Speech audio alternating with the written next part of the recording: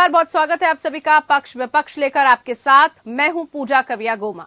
प्रधानमंत्री नरेंद्र मोदी ने कर्नाटक के शिवमोगा में एयरपोर्ट उद्घाटन किया।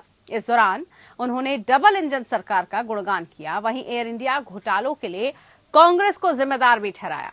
केंद्रीय गृह मंत्री अमित शाह ने गुरुवार को चुनावी राज्य कर्नाटक के लोगों से प्रधानमंत्री नरेंद्र मोदी और पूर्व मुख्यमंत्री बीएस येदियुरप्पा में विश्वास जताने के लिए कहा था कि बीजेपी ऐसी सरकार देगी जो राज्य को भ्रष्टाचार से छुटकारा दिलाए और राज्य को भ्रष्टाचार मुक्त बनाए।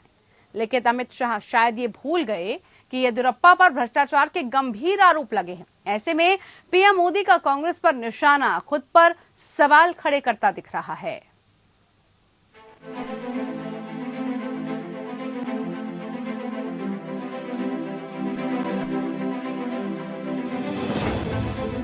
प्रधानमंत्री नरेंद्र मोदी ने कर्नाटक के शिवमोगा में एयरपोर्ट का उद्घाटन किया। इस दौरान पीएम मोदी ने एक जनसभा को संबोधित किया। पीएम ने कहा कि ये सिर्फ एयरपोर्ट नहीं है, ये इस क्षेत्र के युवाओं के सपनों की उड़ान का अभियान है। उन्होंने कहा कि आज रोड और रेल से जुड़े कई प्रोजेक्ट्स का शिलान्यास हुआ है। ये सिर्फ एयरपोर्ट नहीं है, ये इस क्षेत्र के जवानों के सपनों को नई उड़ान का अभियान है।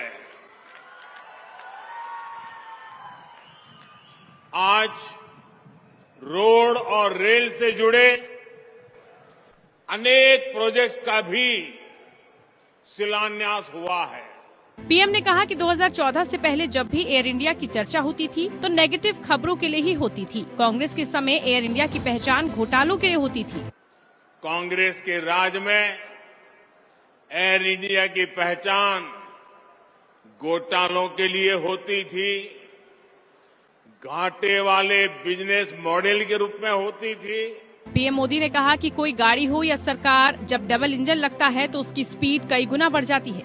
कर्नाटक का विकास भी ऐसे ही किया जा रहा है। पीएम ने कहा कि पहले जब कर्नाटक के विकास की चर्चा होती थी तो पहले विकास बड़े शहरों के आसपास ही सीमित रहता था, लेकिन बीजेपी की डबल इंजन की सरकार ने कर्नाटक के गांव तक पहुंचाया है। कि कोई गाड़ी हो या सरकार, डबल इंजन लगता है ना तो उसकी स्पीड कई गुना बढ़ जाती है।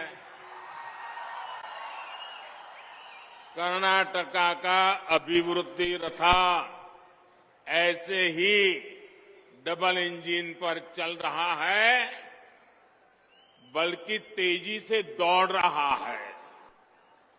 भाजपा की डबल इंजन सरकार एक और बड़ा बदलाव लेकर आई है। पहले जब कर्नाटका के विकास की चर्चा होती थी तो ये बड़े शहरों के आसपास वहीं तक सीमित रहती थी। जनसभा में पीएम मोदी ने कांग्रेस पर भी निशाना साधा। पीएम ने कहा कि 2014 से पहले जब भी एयर इंडिया की चर्चा होती थी तो नेगेटिव खबरों के लिए ही होती थी। कांग्रेस के समय एयर इंडिया की पहचान घोटालों के लिए होती थी, घोटाले वाले बिजनेस मॉडल के रूप में होती थी। लेकिन आज एयर इंडिया भारत के नए सामर्थ्य के रूप में विश्व में नई उड़ान भर रहा है। भारत के एविएशन मार्केट का डंका पूरी दुनिया में बज रहा है। प्रधानमंत्री ने कहा कि आज भारत में हवाई यात्रा का जो विस्तार हुआ है उसके पीछे बीजेपी की सरकार की नीतियां और निर्णय हैं। 2014 से पहले देश में सिर्फ बड़े शहरों में ही एयरपोर्ट पर फोकस था, छोटे शहर भी हवाई कनेक्टिविटी से जुड़े। ये कांग्रेस की सोच ही नहीं थी। साल 2014 में देश में 74 एयरपोर्ट थे, यानी आजादी के 7 दशक बाद भी देश में 74 एयरपोर्ट ही थे। लेकिन बीजेपी ने पिछले 9 साल में 74 नए एयरपोर्ट बनाए हैं। हमने तय किया कि हवाई चप्पल पहनने वाला व्यक्ति भी हवाई यात्रा करे, इसलिए हमने बहुत कम कीमत पर हवाई टिकट देने वाली उड़ान योजना शुरू की। आज इस योजना की वजह से गरीब भाई बहन भी हवाई यात्रा कर रहे हैं। शिवमोगा एयरपोर्ट का उद्घाटन कर्नाटक भाजपा के कद्दावर नेता और पूर्व मुख्यमंत्री बीएस येदियुरप्पा की 80वें जन्मदिन के मौके पर किया गया। शिवमोगा 4 बार मुख्यमंत्री रहे येदियुरप्पा का गृह जिला है। Bureau report, APN news. तो देखिए, कर्नाटक में चुनावी बिसात बिछ चुकी है। कर्नाटक में चुनावी मुद्दों को लेकर आरोप प्रत्यारोप का दौर भी शुरू हो चुका है। लेकिन वो कौन कौन से अहम मुद्दे हैं जो इस वक्त कर्नाटक की सियासत में गूंज रहे हैं? विधानसभा चुनावों को लेकर तैयारी और पृष्ठभूमि हम देख रहे हैं कि राज्य में तैयार हो रही है। इससे पहले कांग्रेस ने जिस तरह से यात्रा वहां पर शुरू की, राहुल गांधी की यात्रा से शुरुआत हुई, उसके बाद अब बीजेपी वहां एक्टिव मोड में नजर आ रही है। तो चाहे बात प्रधानमंत्री की हो या फिर गृहमंत्री अमित शाह की, सभी वहां पर जनता को संबोधित करते हुए तमाम तरह के आरोप कांग्रेस पर लगा रहे हैं। लेकिन बड़ा सवाल ये, जो भ्रष्टाचार इस वक्त कर्नाटक का मुख्य मुद्दा बना हुआ है, उस मुद्दे पर जनता चोट करेगी या फिर वोट करेगी? इसी पर खास चर्चा के लिए हमारे साथ खास मेहमान जुड़ चुके हैं, उन्हीं से चर्चा की शुरुआत करेंगे। आर के मिश्रा जी हमारे साथ, बीजेपी प्रवक्ता। बहुत स्वागत है मिश्रा जी कार्यक्रम में आपका। हमारे साथ विजय कौशिक जी, कांग्रेस प्रवक्ता, जुड़ चुके हैं, आपका भी बहुत स्वागत है। मिश्रा जी, आप ही से शुरुआत कार्यक्रम की, क्योंकि प्रधानमंत्री ने लोगों को संबोधित किया कर्नाटक में, कई मुद्दों को उन्होंने जिक्र किया, कांग्रेस पर जमकर निशाना साधा। लेकिन बड़ा सवाल जो इस वक्त कर्नाटक के इर्द गिर्द घूम रहा है वो है भ्रष्टाचार का मुद्दा। भ्रष्टाचार पर चोट की बात की गई कि डबल इंजन की सरकार अगर आप देंगे एक बार फिर से, तो भ्रष्टाचार मुक्त कर्नाटक को हम लेकर जाएंगे। लेकिन इससे पहले आपको पता है कर्नाटक में क्या कुछ रहा, किस वजह से बड़े चेहरों को भ्रष्टाचार की चपेट में आने पड़े, उसके बावजूद भी इस तरह का बयान, क्या इसके मायने? आप देखिए पूजा जी, यहाँ पर भ्रष्टाचार की बात जब हम करते हैं तो निश्चित तौर पर सीधा सीधा कांग्रेस का नाम आता है। आप 1951 से लेकर के जब साइकिल इंपोर्ट हुआ था, उस समय में भी हमने देखा था भ्रष्टाचार हुआ था। 1958 की अगर बात कर लें तो उसमें भी हमने देखा था कि मुद्रा मैच किस तरह से हुआ था। फिर मारुति घोटाला ले लें, 2G घोटाला ले लें या कोयला घोटाला ले लें, आप हर एक ऐसे 1951 से हम देख रहे हैं जो घोटाले पे घोटाले होते आए कांग्रेस के समय में। अब कांग्रेस का जो जिस तरह से इनका कार्यकलाप रहा है, क्रियाकलाप रहा है, वो हमने देखा जनता के प्रति इनकी उदासीनता इस तरह से दिखी। और उसमें भी हर एक ऐसे निरपेक्ष हो, मंत्री हो, लेकिन ठीक है आर के मिश्रा जी, भ्रष्टाचार का मुद्दा आप बता रहे हैं, भ्रष्टाचार का मुद्दा आपने तमाम गिनवा दिए कि ये बड़े मुद्दे रहे हैं। लेकिन इस वक्त कर्नाटक में जो सियासी मुद्दे आपके सामने हैं, जो चुनौतियां आपके सामने हैं, उस पर जिक्र कौन करेगा? चाहे संगठन की बात करें, चाहे बड़े चेहरे, बड़े लीडर्स की बात करें, या फिर कैसे भ्रष्टाचार जैसे मुद्दों को आपको भी सामना करना पड़ा, आपकी सरकार को भी सामना करना पड़ा, उसके बावजूद भी आप कांग्रेस पर अगर इस तरह का निशाना साध रहे हैं तो ये आप पर भी सवाल उठ रहे हैं। देखिए, संगठन की जहां तक बात है और वहां के जो विषय हैं, जो मुद्दे हैं, निश्चित तौर पर वो अभी भी काम उसी के ऊपर में काम होगा। जब जैसे हमने कहा है जो कि चौमुखी विकास, तो देश के अंदर में हर एक कोने तक अंत्योदय योजना जिस तरह से हम लोगों ने किया हुआ है, जिस तरह से अंतिम छोर तक ऐसे व्यक्ति जहां पर हम पहले इस योजना का लाभ नहीं पहुंचा पाते थे, आज हम देख रहे हैं देश के अंदर में जिस तरह से अंतिम छोर तक के व्यक्ति को इस योजना का लाभ मिल रहा है।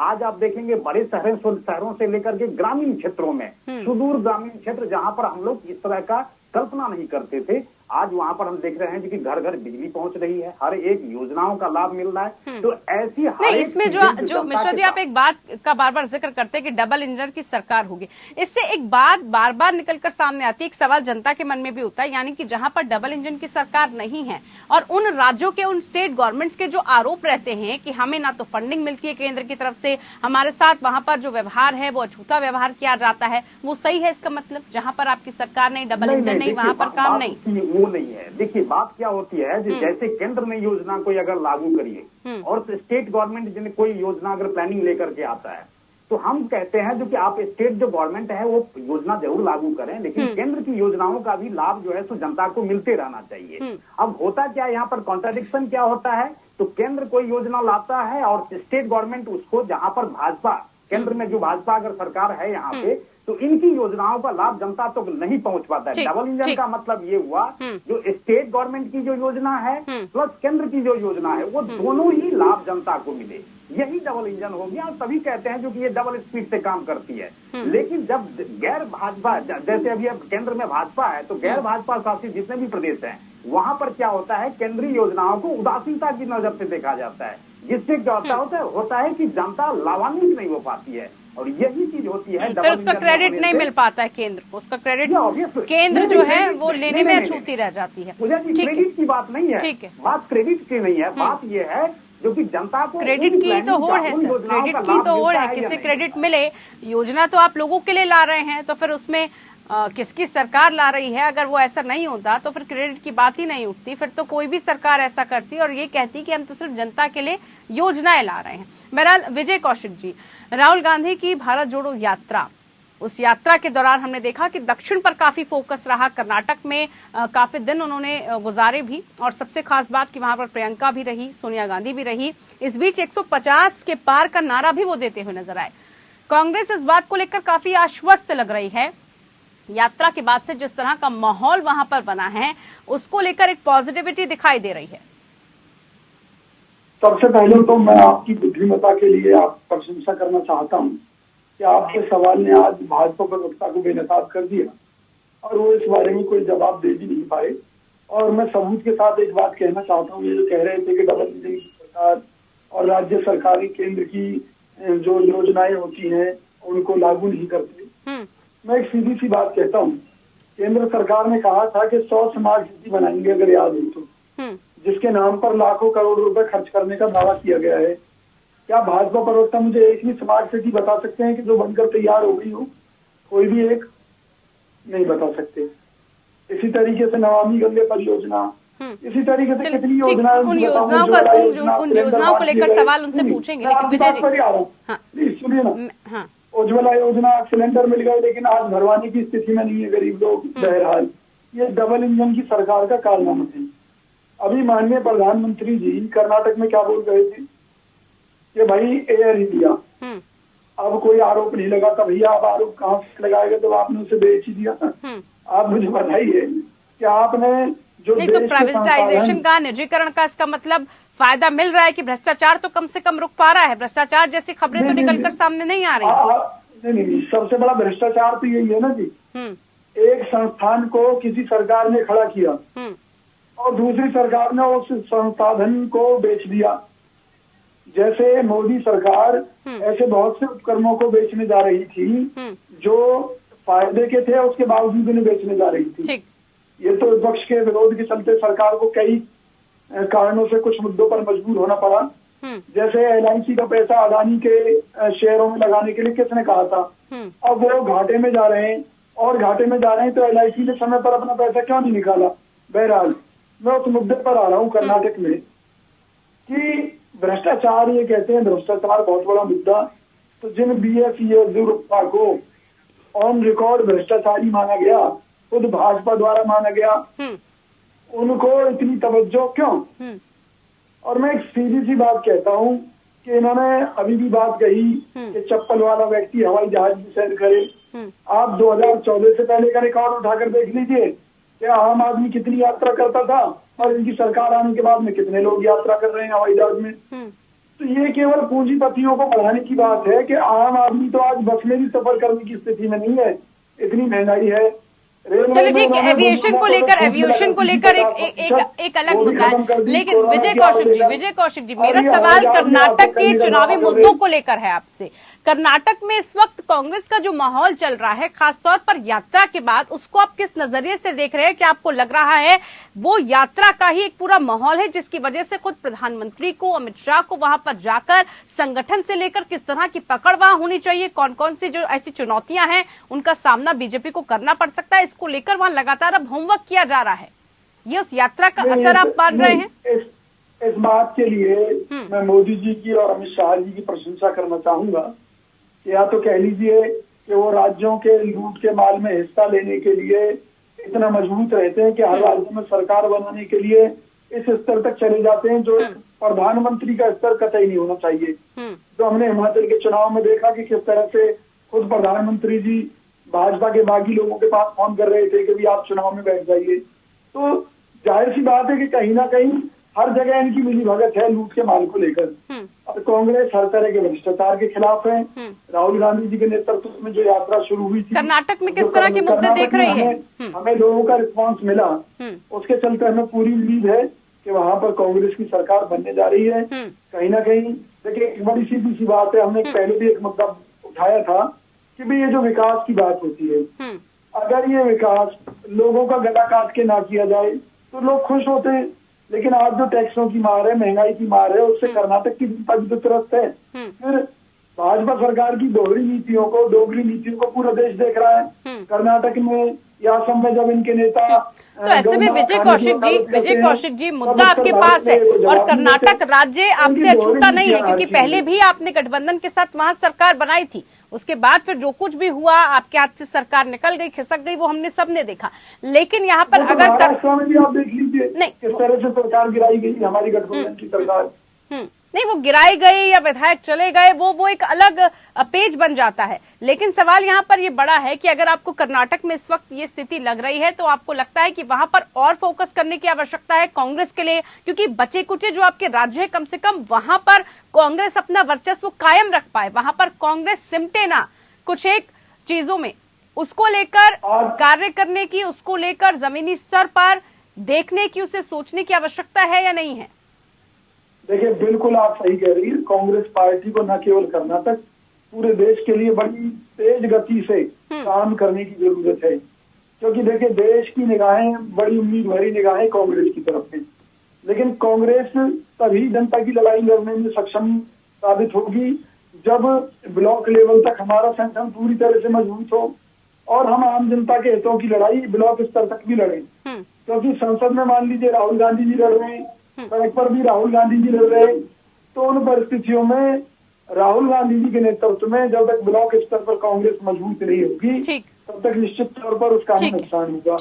और राहुल गांधी जी को भी अब अपने सलाहकारों के जाल से कहीं ना कहीं बाहर आना चाहिए, क्योंकि देखिए लोग तो कुछ भी कहेंगे। जब मान लीजिए लड़ाई राहुल गांधी जी को ही लड़नी है, तो जिम्मेवारी लेकर क्यों ना लड़ा जाए।